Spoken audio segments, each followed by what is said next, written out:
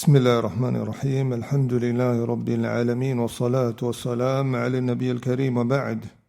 To proceed, resuming with the Thursday mutala'ah, reading books of knowledge and browsing over them. Here we have is the book Tayseer al-Fiqh by that scholar Sheikh Salih Sadlan rahmatullahi alayh,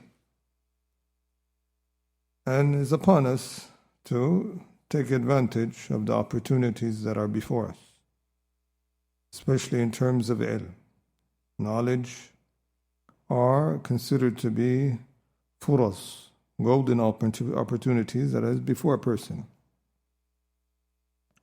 And we find that in terms of knowledge, these opportunities, how quick are they to pass? And we've seen that in Yemen. We used to procrastinate, and we would say, perhaps I'll take this course later, perhaps I'll take this class at another time, so on and so forth, of tasweef shaitan. Procrastination is the weapon of the devil, until perhaps there isn't a time to catch up or to make up. And this happens a lot. We've seen this for ourselves and for others.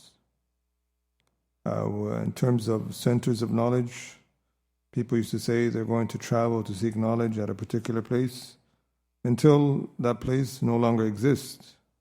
How many people were anticipating to travel to Yemen to join us? And now that particular place, Damaj, doesn't exist in terms of a center of knowledge that people are welcome. Yes, there are other centers, but a place like Damaj to be completely replaced is something that we haven't seen as of yet. So we know the time that passes is going to be worse than the time, or the time that comes after is going to be worse than the time that has passed and what has went by. So take advantage of these opportunities. Sometimes we have these doubts amongst ourselves that I'm going to benefit from a particular scholar. Some years down the line, I'm going to finish this job or finish this course or finish that affair, until that scholar passes away. And they miss out. They lived in the era of a particular alim, a scholar, and they could have traveled even on an Umrah trip to meet him. But they fell short. And myself, this is a reminder for myself, I remember I used to procrastinate to meet. There was people in Damaj, they were going visiting Shaykh Ahmed Najmi, and they would go and they'd ask me to tag along with them, and I would procrastinate. I would say, inshallah, I would join in the upcoming year. I just want to finish a few things. And then later on I heard he was in a coma, and then from there he passed away, rahmatullahi alayhi. Same thing with these classes that are before us. Who knows if this particular same book is going to be repeated? Some of the people, the way they seek knowledge, is as if it's guaranteed that they're going to find a similar book being repeated. He says, no, I want to take this first book, then I'm going to take the second one, then the third, then I'm going to take that book. Who knows if that book is going to repeat it? We're living at a time of day and age.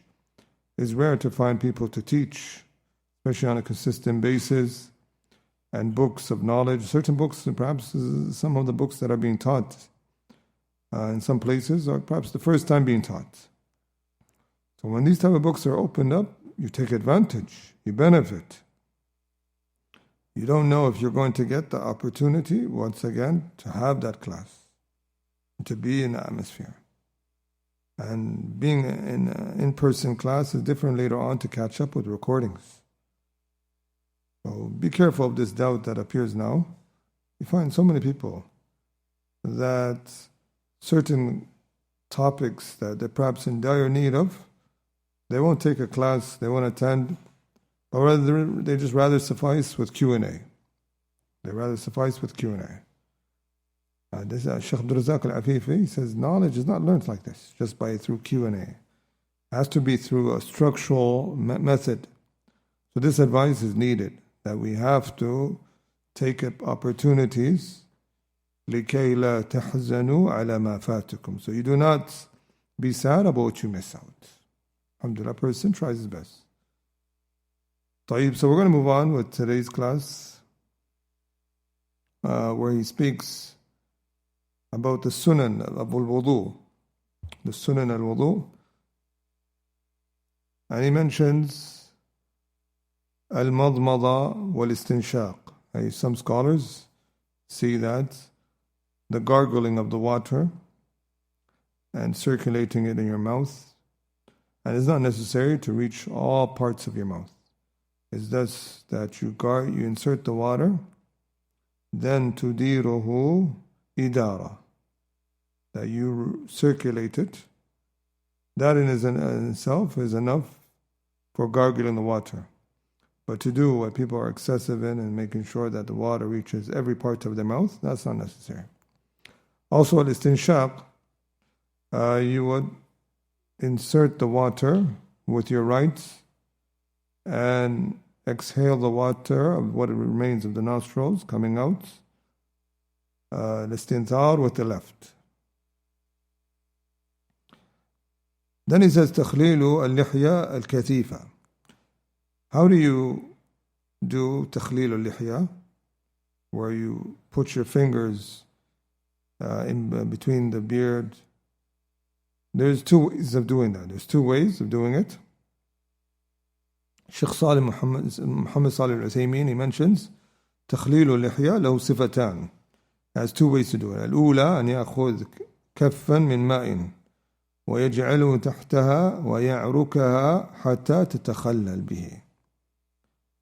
It's the first way is that you take of one palm of water, not two palms, but one of your hands, a palm of water, and you place it underneath your shin or underneath your area of the beard going there, and then you place your fingers in between. A person does that from the chin, and then he puts his fingers within. So that's the first way. And some say you place your other hands on the sides of your beard. The second way, أن يأخذ كفا من ماء ويخللها بأصابعه كالمشط. Second way is that he takes a palm of water. The reason why we say a palm of water, because it comes in the hadith of Anas. كان إذا توضأ أخذ كفا من ماء. When he would do wudu, he will take a palm with his hand of water, and then he would merge it into his beard as if he's combing it. So that's one way of doing it. So you're combing your beard with your fingers. That is one way of doing it. A person would do that. A question arises, do you have to get what surpasses of the beard that goes down? A group of the scholars have said, it's only wajib upon you what is of the facial area. Any of the beard that goes lower, لا يجب غسل ما استرسل من اللحية. It's not necessary to wash what goes down of the beard and below the face area. So basically, from the chin, anything that goes lower than that, it's not necessary for you to wash it and do what people are doing. So if a person has a long, very beard, we just tell him that area of what is of his facial area mainly.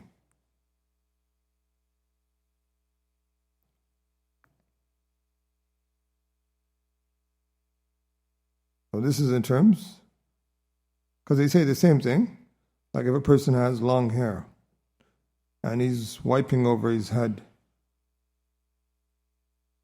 he doesn't have to wipe over the hair that goes beyond the area of the hairline, the front and the back. So he doesn't have to do that. So he doesn't have to go all the way down to the last part of where the hair goes down.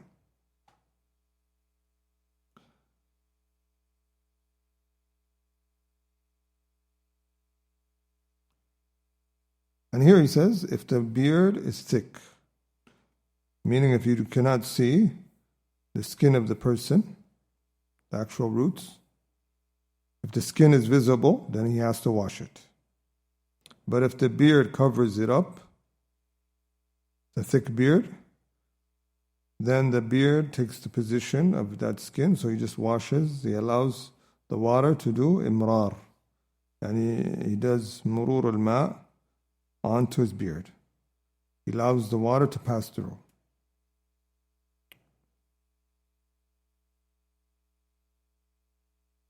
So this is what some of them have mentioned. طيب, when do you do takhleel al-lihya? When do you put your fingers in between the hairs of your beard?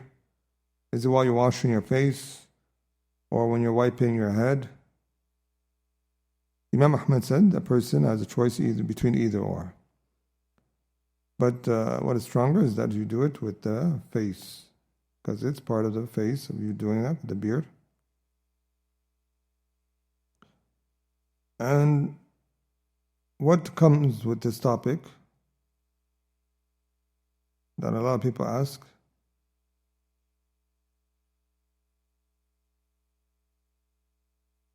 What is mandatory? What is mandatory for a person who has a thick beard? We say what is mandatory for that person is that water, Shaykh ibn Baz mentions, it just seeps or it passes through his beard of the front areas.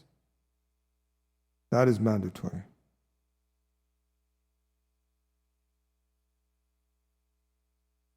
As for putting his finger in between, that is just recommended. That's just recommended.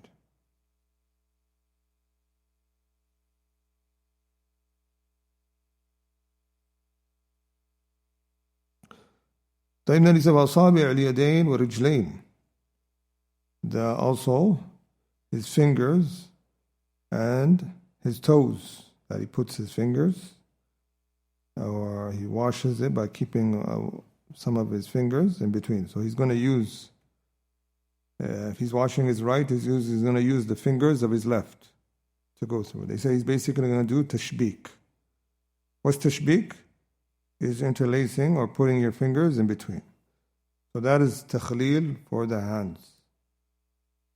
As for the toes, it comes a narration of Mustawrid that he would do it with bikhinsarihi. He used his pinky finger to go in between. So you do that as you wash, and that's recommended. And when does that become wajib? If a person, for example, his feet or his toes are closed that the water doesn't seep through or doesn't pass through, then it's wajib for him to do takhleel. That's what the scholars have mentioned, that if the water إذا توقف وصول الماء إلى ما بين أصابع اليدين والرجلين على التخليل يجب التخليل.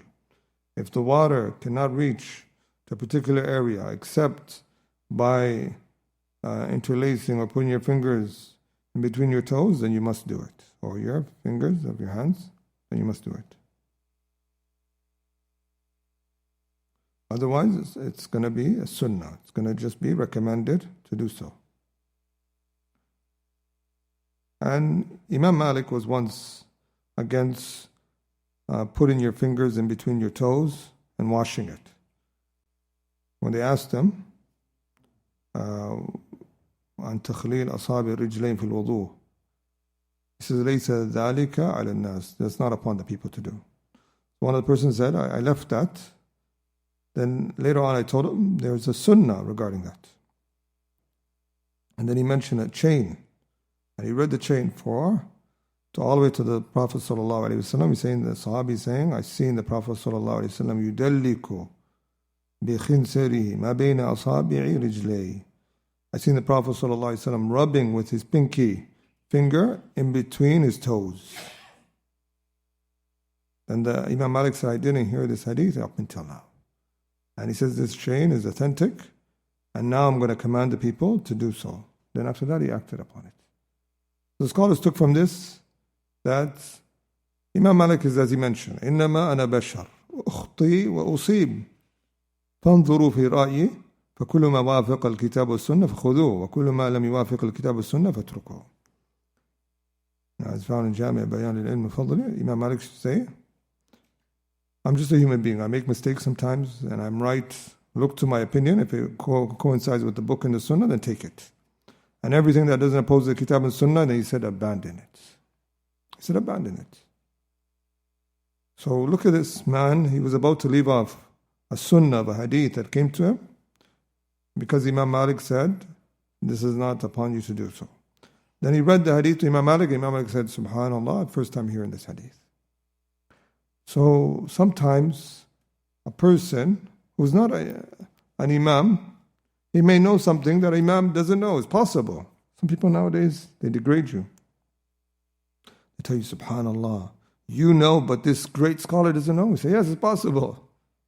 Sometimes you probably tell a shaykh about hadith he didn't know before.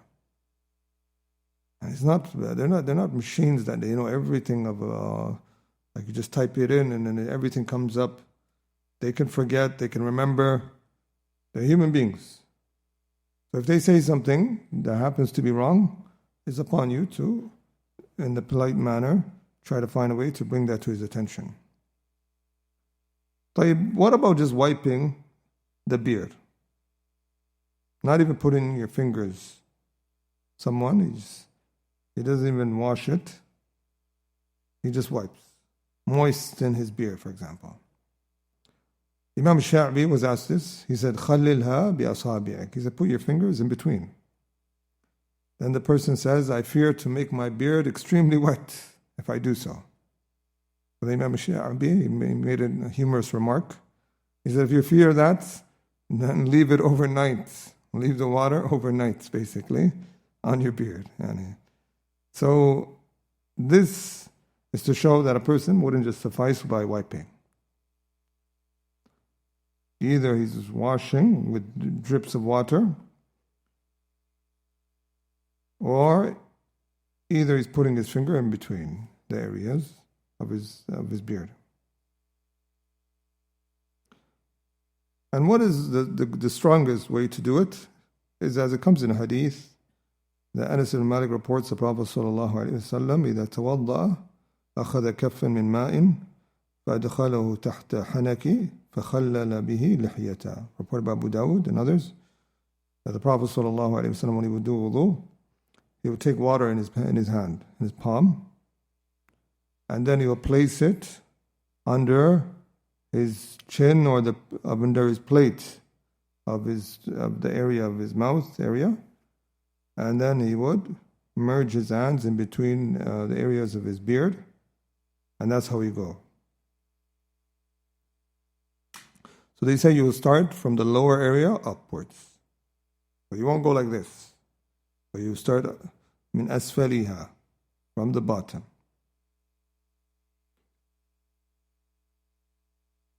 So would you use a new water? Like for example, you're washing your face. Do you have to get new water? Like put your hand in the palm and get your new water, then do it. Or would you, for example, as you're washing your face, the water that's still in your palm, you're going to use it for your beard. Some scholars say from what's apparent from the narration is that he would take a specific amount of water just for his beard. Because this hadith says, أَخَذَ كَفًّا مِنْ مَاءٍ فَأَدْخَلَهُ تَحْتَ حَنَكِهِ. He took water and he placed it in his hand. Then it says right after, hence right after, فَأَدْخَلَهُ. And the fa indicates that he did it right away. There was no delay. So what shows, from what's apparent, is that you won't use the remaining water that you were using to wash your face, but you use separate. As-Sarkhasi, some of the scholars say, وَلَوْ أَخَذَ لِلتَّخْلِيلِ مَاءً آخَرْ كَانَ أَحْسَنَ. And then he brought this hadith. If a person were to get another, it would be better. It's just better, not from the angle of what is necessary. Even if you use the remaining water that is in your hands from washing your face, it's still sufficient. So moving on, inshallah. Then it says, Tayamun. Tayamun, it is basically starting with the right before the left. It comes down even with a ghusl, even with your combing your hair, you start with the right. Even when wearing your clothes, فَإِذَا لَبِسْتُمْ فَابْدَأُوا بِمَيَامِنِكُمْ. Start with your right. A lot of times if you see the brothers, when they're wearing their clothes, they forget to start wearing it with the right. Try to put the right side on first before the left side. Yeah.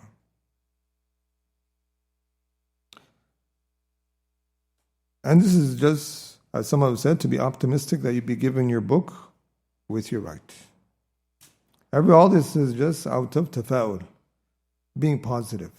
You stay positive even in your actions. Al-ghasla al-thaniya wa-thalitha. What is also recommended is not to just suffice with just doing wudu by washing all four limbs once. That's just the wajib, that's the minimum. But if a person were to do that, we say yes, there's no harm. The Prophet ﷺ, it comes in hadith, tawadda'a marra. Tawadda'a marra. He did wudu for every limb by washing it once. As it comes in hadith Ibn Abbas, tawadda'a an-Nabi ﷺ marratan marra. And then it comes in hadith Abi Hurairah, tawadda'a marratain. He did wudu twice, for every washing every limb is 2 times. And then it comes the hadith, so we know the standard is to wash every limb 3 times.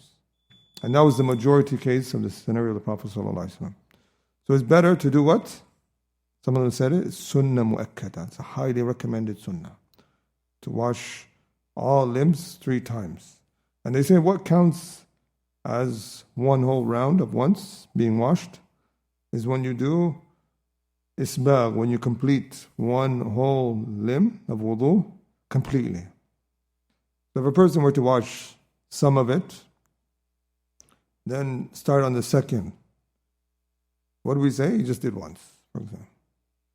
Even though he did it, wash it twice, because he didn't completely fully wash it the first time, it's still considered with the second round. So you have to do isbagh. And this term, isbagh, it has 3 meanings to it. And perfecting your wudu.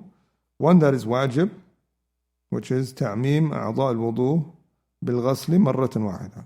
Making sure water reaches to all of these 4 limbs, or these areas that are commanded to wash. As it comes in hadith, in Sunan Abi Dawud, إِنَّهَا لَا تُتِمُّ صَلَاةَ أَحَدِكُمْ حَتَّى يُصْبِغَ الْوُضُوءَ كَمَا أَمَرَهُ اللَّهُ عَزَّ وَجَلَّ.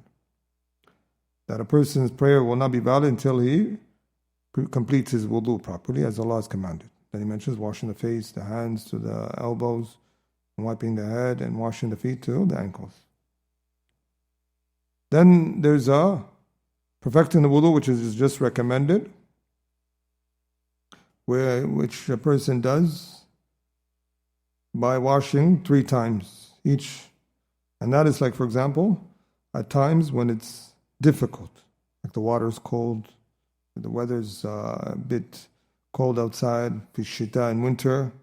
If you were to do 3 washes at that time, فَذَلِكُمُ الرِّبَاطِ. It comes in hadith, إِسْبَاغُ الْوُضُوء عَلَى الْمَكَارِهِ. Completing your wudu in disliked times. And then there's something even higher than that, which is a perfecting wudu, which is extremely recommended, or a higher level, and that is by rubbing تدليك والتخليل واللحية والمبالغة في الاستنشاق مع تثليث الأعضاء. Like for example, when you find a person, when he's washing, he's rubbing as he washes. He rubs. He doesn't allow the water just to pass through, but he's rubbing with his hand every part where he's washing. That is a higher level and is perfected to do that. And it comes in narrations to show that Prophet ﷺ would do that. And allowing your fingers to go between your beard and also your toes and the likes of that. And being excessive when inhaling of the water. Inshallah, and it's going to come that what is better is to do madmada and istinshaq with one gharfa, one scoop. Meaning both of them with one scoop. And if you to do it 3 times, then that is just considered 3 times for both of them. And you won't do it separately. The hadith that says do it separately, for madmada, gargling the water separately, then inhaling the water and exhaling it separately, the hadith is weak. The hadith is weak. But if a person were to do it, his wudu is still valid.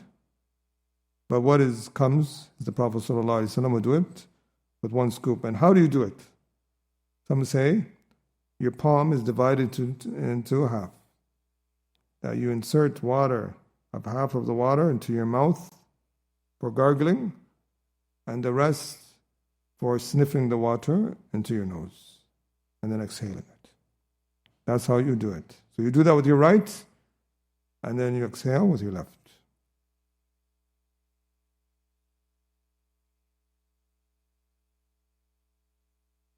The time's ticking with this.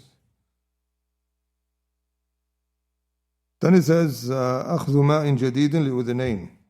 Taking new water when wiping your ears. The hadith that says to take a separate water to wipe your ears is weak.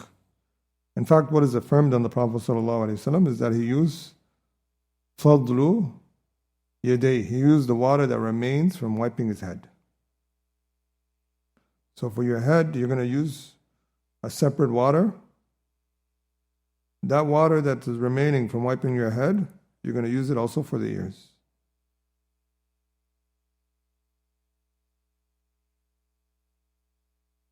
And bear in mind, a person, he wipes the ear. He doesn't wash. Some people, if you look at them, they're washing their ears. If you see that water is dripping, then he's washing. If he just moistens the area, that if you were to look at his hand, nothing's dripping from water of his hands, that means he's wiping. That's the difference. Some people, when they're wiping their head, there's water dripping. He said, that's not wiping now. That is what? Washing. And that's going against the sunnah. Some people think they're doing something extra and getting more reward. No, you're opposing the sunnah. Then it says, dua ba'd al-wudu. Making dua after the wudu. أشهد أن لا إله إلا الله وحده لا شريك له وأشهد أن محمدا عبده ورسوله. And in this dua, فتحت له أبواب الثمانية, the 8 gates of paradise open up for him. This is authentic. I believe he's a Muslim. أشهد أن لا إله إلا الله وأشهد أن محمدا عبده ورسوله إلا فتحت له أبواب الجنة ثمانية يدخل من أيها شاء. Reported by Muslim on the authority of Umar al-Khattab. But as for the dua saying, Allahumma ja'alni min at-tawwabin wa min al-mutatahhirin, what's the ruling on that hadith? It's weak. The hadith is weak. Don't say that dua after wudu. It's a weak one, on the stronger opinion. Then it says, Salat rak'atayn ba'da, praying 2 rak'ahs after doing wudu. They call it rak'atay al-wudu, the 2 rak'ahs for wudu. And they mention some hadith for that. That the story of Bilal, that the Prophet ﷺ said to Bilal, حدثني بأرجى عمل عملته في الإسلام فإني سمعت دفن عليك بين يدي في الجنة. Tell me of what the greatest thing that you hope of good reward that you did in Islam. Because he said, verily I heard the footstep or the noise of your shoes in front of me in Jannah. So you tell him, I didn't do anything except أَلَّمْ تَطَهَّرْ طُهُورًا فِي سَاعَةِ لَيْلٍ أَوْ نَهَارٍ إِلَّا صَلَيْتُ بِذَلِكَ الطُّهُورِ مَا كُتِبَ لِي أَنْ أُصَلِّيَ. So I didn't do any purification except I prayed what Allah made easy for me to pray. And then it comes another hadith of Uqba ibn Amir that no one does wudu and he perfects his wudu and then يُصَلِّي رَكَعَتَيْن. And he's concentrated therein, except, well, it mentions some narrations. Why Jannah has been obliged for him, in some of the wordings it mentions, Uthman, narration of Uthman, his previous sins are forgiven. So it's legislated after you do wudu, the first thing, right after doing wudu, to pray 2 rak'ah. And they say it has to be right after. Person, if he were to, for example, have a conversation, or get busy, they say it's no longer legislated to do rak'atay wudu. Because they say tal al-fasl. Like a lot of the scholars, they say it's supposed to be aqib, right after wudu. And you won't do it to the extent it's missed. Because they say the waqtuha, so as time passes, it elapses when you take too long. And can you enter this into other, like for example, you're praying sunnah, can you enter with Tahiyat al-Masjid? Shaykh Muhammad Salih al-Uthaymeen and Al-Lajbat al-Daima mentions yes. You can have all those intentions. The intention of my 2 rak'ah wudu. And is it specified to 2 rak'ah? Or can you just pray as much as you want? From the narration of Bilal, is that it's not specific to 2 rak'ahs. A person can do wudu, فَيُصَلِّ مَا كُتِبَ لَهُ. Praise what Allah made easy for him to pray. That shows you it's not restricted to 2 rak'ah. You can do 2 rak'ah. Same thing with Jum'ah. When you're waiting for the Imam to come, it says in the narration, يُصَلِّ مَا كُتِبَ لَهُ. He prays what has been written for him to pray. So you can pray up until 8, you can pray to 10, there's no restrictions. هو الذي جعل الليل والنهار خلفة لمن أراد أن يذكر أو أراد شكورا. He's made the alternation of the day and night for that. A person can do general nawafil al-mutlaqa, like after wudu. And can you pray it at prohibited times? Shaykh Mbaz says you can pray it at prohibited times. Rak'atay wudu. Like even when it's close to sunset, even at the zenith, the time of the zawal, you can do that. Some have mentioned. Moving on now. And then it says, min makruhat al-wudu. From the things that are disliked in wudu, it says al-wudu fi makan al-najis, lima yukhsha an yatatayar ilayhi min al-najasa. Doing wudu in a place of impurities. Because you fear that an impurity may come onto you. It comes, some mention that.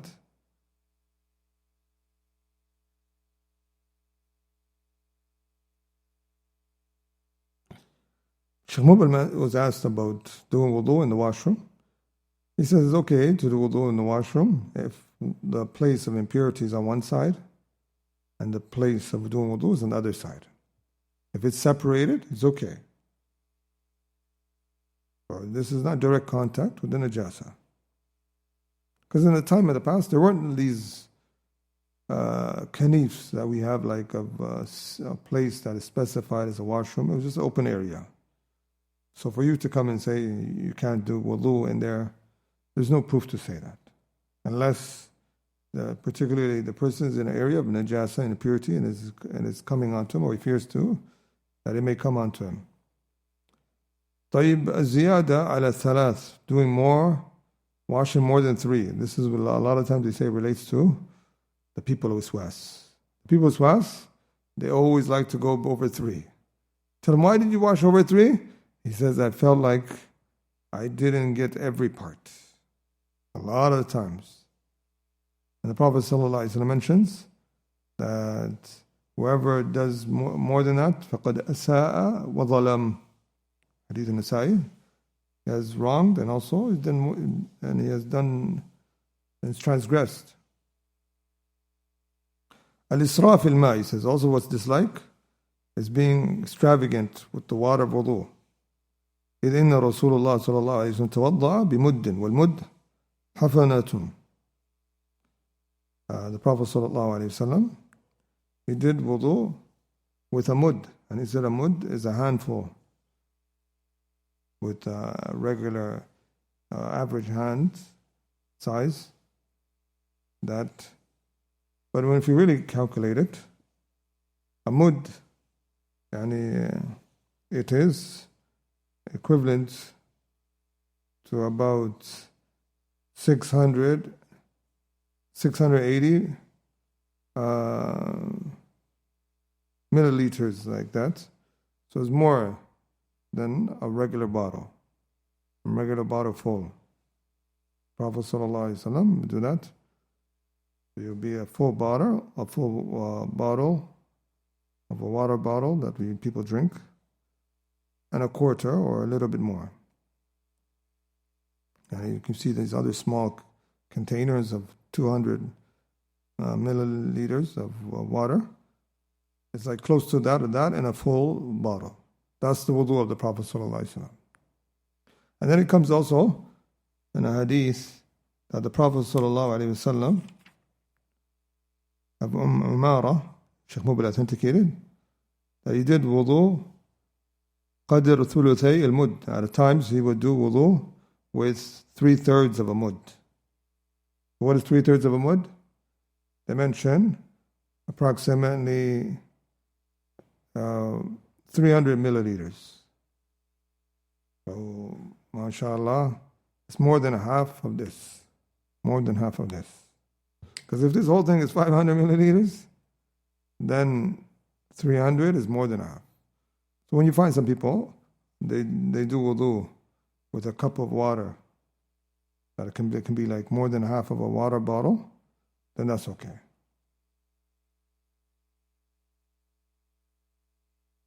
Sorry,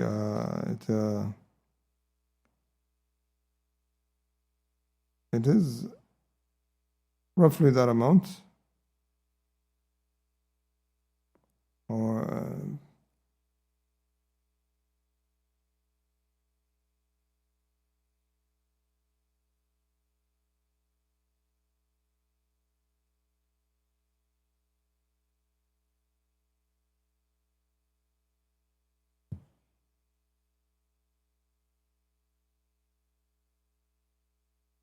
so roughly that amount. And if a person goes to half a mud, that's okay. Anything less than that, because some of the Salaf, they would do a half a mud. So how much was the mud again, brothers? 680 milliliters.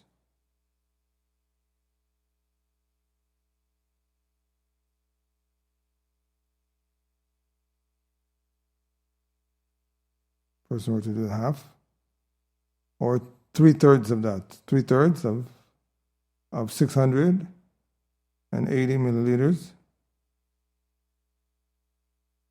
That's okay. Sheikh Mubah says, وَلَوْ زَادَ وَنَقَصْ لَا بَأْسَ بِذَلِكَ. If you were to do a little bit more or less, it's okay. Or do a full mud. But what about a person doing less than that? Comes in, you find him, he's doing a little bit of water. Some people, you look at them, they're trying to show that they are following the sunnah and the kada, they just do a little bit of water. That is extreme. Don't follow those people.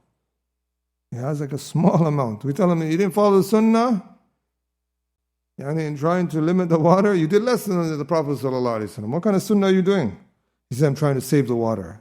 You're not trying to save the water. The Prophet ﷺ didn't do that. He did water with this amount, do water with that amount. Don't do less. Some of the people, if you look, they do things that are out of their own. Like those same people, when they came to they said, I'm going to fast and never break my fast. I'm going to stand the night. I'm not going to get married. Some people, out of their own accord, they just try to be extra righteous. Being righteous is following the sunnah. That's righteousness. not how you think is righteousness. طيب, another benefit, the timing, Allah make it easy, brothers.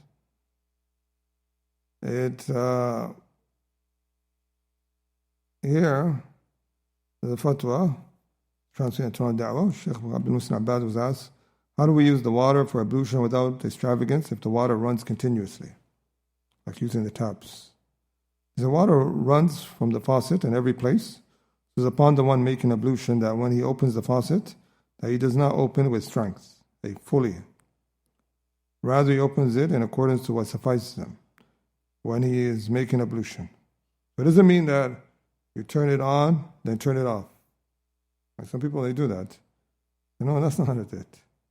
The Shaykh saying, you can keep it on, but just open, not to full strength, so we fully open it. So you are going to waste water, but he's just saying you don't waste a lot of water. So don't be like some people, they just close it. And you see those type of people, they remain doing wudu for a long time. He probably misses the jama'ah. Open, close, open, close. That's not how you're supposed to do it. And sometimes those people, they take even extra long. They take extra long and even washing their limbs. So if you want to, here he says, when he's making ablution, he should not increase beyond 3 washes of every limb. So like that, a person will not be extravagant one, so he does not exceed the limit, and he does not let the water flow powerfully, that's what he says, such that a lot of water is wasted during the ablution. Powerfully. But what people are doing now, because these type of real faucets, like the Sheikh said, it is, water runs from the faucet in every place. And it's not like it's different than if you were to just spill water on the ground. But because of this cycle, you can allow the water to run, but you just don't blast it and go to extreme. So the amount that is overlooked, there's water that's going to go down, but you're in the process of using it. You're not allowing it to waste. You're not just talking and leaving it on.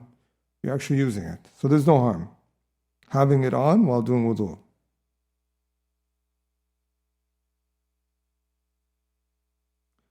طيب, another benefit, Allah musta'an, timing.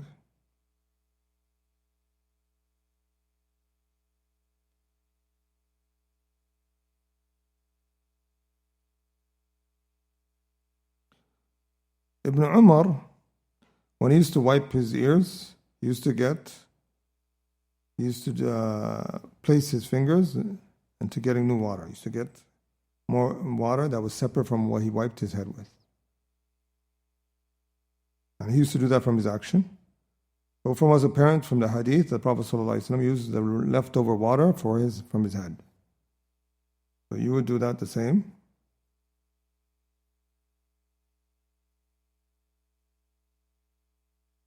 And some of them said, like Ibn Qudama al-Mughni, if you were to get new separate water just because there's khilaf, and just to avoid the khilaf, he said that's safer for your ears when you're wiping.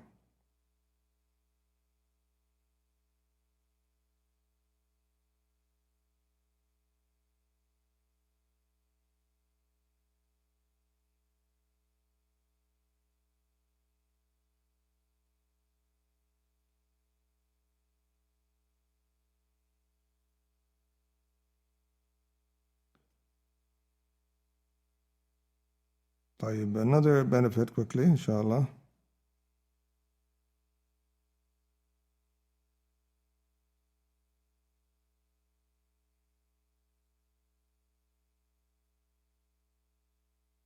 They say the sect that is known to use a lot of water when doing wudu is the Khawarij and the Ibadiyya.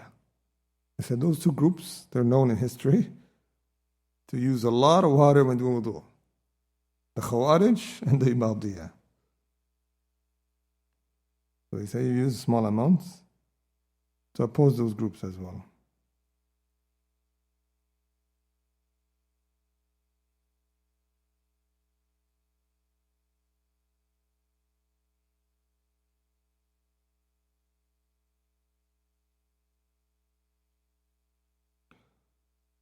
طيب, another affair, sorry, before we move on.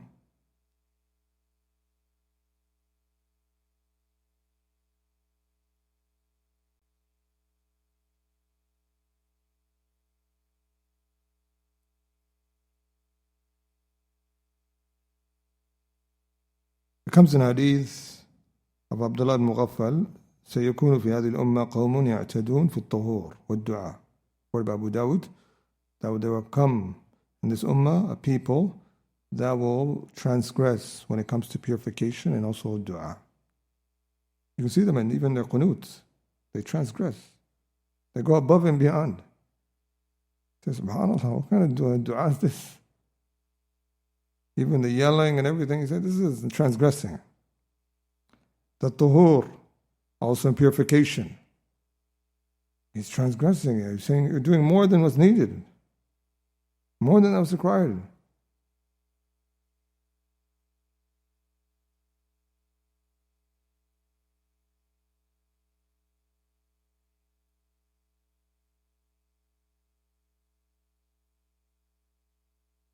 There comes narrations that there's a particular shaitan that's delegated for a person to have waswas when doing wudu with the water.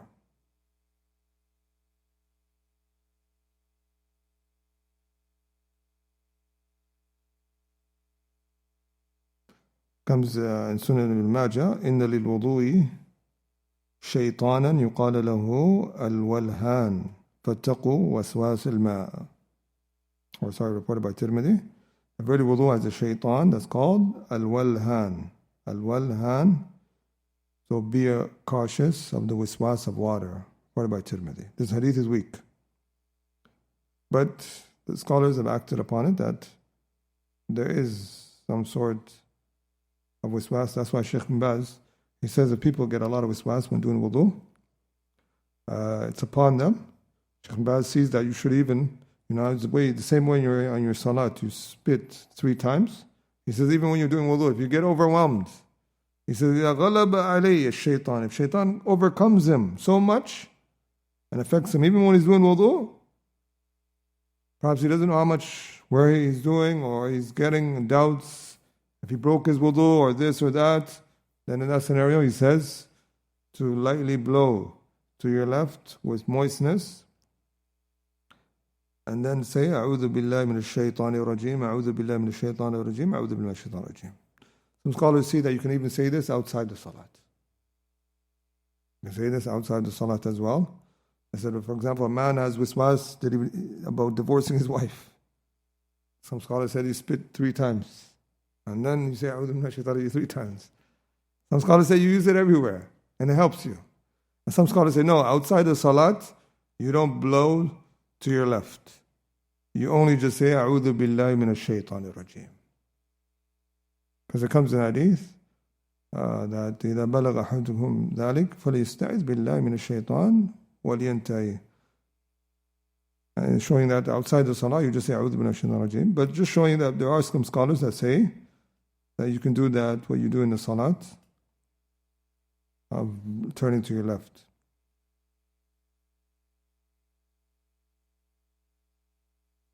A lot of people don't do that now. Huh? When they get waswas, they don't seek refuge from the shaitan. They just can tell you, I have waswas. Did you seek refuge? He goes, no, I didn't seek refuge. So, okay, that's the problem. And then also, you have to have sidqu al-isti'adha. Sheikh bin Baz says, the isti'adha only works, he says, الصدق في الاستعاذة بالله من الشيطان فإذا صدق وتعوذ بالله من الشيطان وأعرض عن الوسواس كفاه الله شرها. If he's truthful, he has a sincere intention when he's seeking refuge, his heart is present, and he does it, and also he tries to, while he's seeking refuge, he tries to take the means of averting and turning away and ignoring, then Allah will protect him. But as for someone, his heart is absent-minded when he's saying A'udhu Billahi Shaitanir Rajeem. And as he's seeking refuge, he's even trying to pay attention more to the waswas. He's listening even more. He said that person doesn't help him. You have to try to take the means with it. And it's like how you place your trust. You place your trust by taking the means. Isti'adha, you do isti'adha and you try to take the means as well. You don't just say, A'udhu billahi minash shaitanir rajeem, and then you continue thinking about it. It doesn't work like that. Some people, and he's thinking about something, they say, A'udhu billahi minash shaitanir rajeem, and then he continues, and he purposely tries to think about it himself. He doesn't even make an effort to try to think about something else or to ignore. And then he tries to blame the shaitan afterwards. It's not correct, brothers. Allah musta'an. So, this is the topic. There was a few other topics we wanted to take. There comes the Prophet ﷺ, when he did wudu, he, as we mentioned, he washed all limbs of wudu once, and some of them twice, and some of them 3 times. That's the standard. And some of them, he would mix it up. Some of the limbs he would do 2, and some of the limbs he would do 3. So you're supposed to do that sometimes. You're not always supposed to wash it 3 times. They said a tanwi', the same way the Prophet mixed it up, you should mix it up sometimes. So for example, when you come to your arm, you wash it 2 times. When you come to your face, you wash it 3 times. That's a sunnah, because you're doing tanwi'. The Prophet ﷺ did that at times.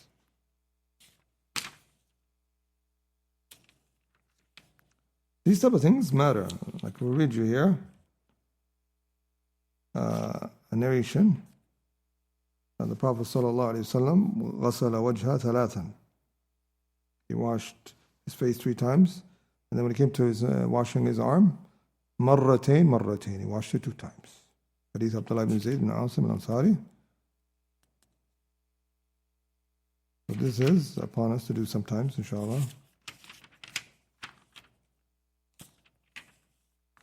And they say Sheikh Mubbil was not a faqih. Oh, this is fiqh, brothers. All these are benefits of fiqh. Cheap. They say that Saudiya is the only place of fiqh that you can learn. Yemen is just hadith. No. Yemen you can also learn as well. Another thing too, people, they get waswas with their intention. Some people, while they're doing wudu, he starts over. You tell him, why did you start over? He says, I didn't have intention at the very beginning. So that's not correct. Ibn Qudama in his book, Dhamm al-Muwaswasin, or Dhamm al-People of Waswas, praising the people of Waswas, he says the moment you sat in the place of wudu and start making that action of using the water, that's enough as an intention. You don't need a specific intention. And he says that is enough. This is how it closed the doors of some of the people that are tried with waswas.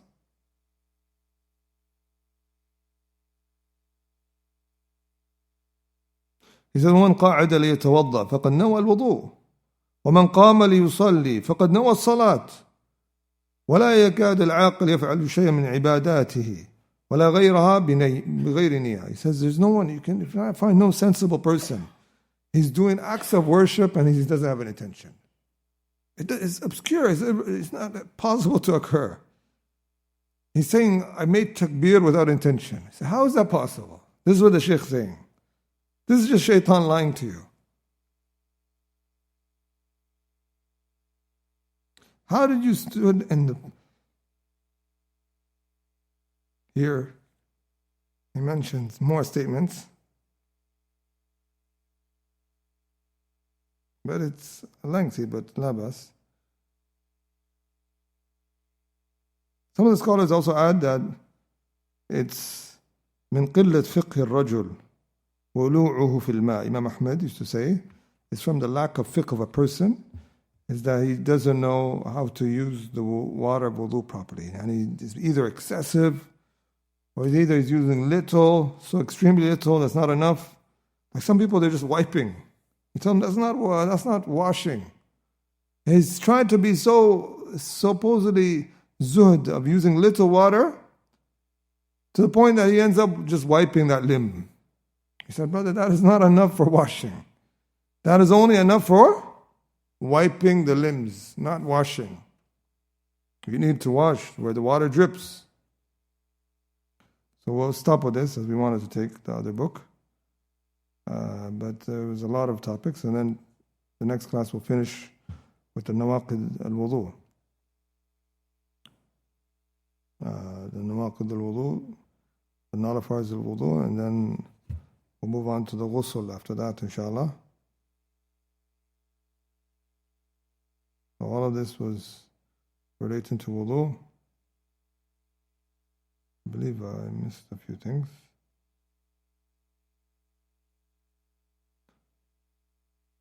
The topic of using a towel or paper towel after doing wudu, the Shafi'i, some of the scholars see that as dislike. Or like khilaf al-awla, yustahab tarku. That's an opinion of the Shafi'is. Because one time the Prophet ﷺ was offered a manshafa to dry himself after wudu, and he didn't use it. So some scholars said you should do the same. And then the majority of the ulama say no, it's just permissible. If you have interest to use it, you can use it. And if you want, you cannot use it. Like how the Prophet ﷺ, and this is attributed to Uthman ibn Affan, Anas bin Malik, a lot of the Sahabas and the Salaf. That it's both are equal. Using paper towel after wudu or not using it. Both are equal.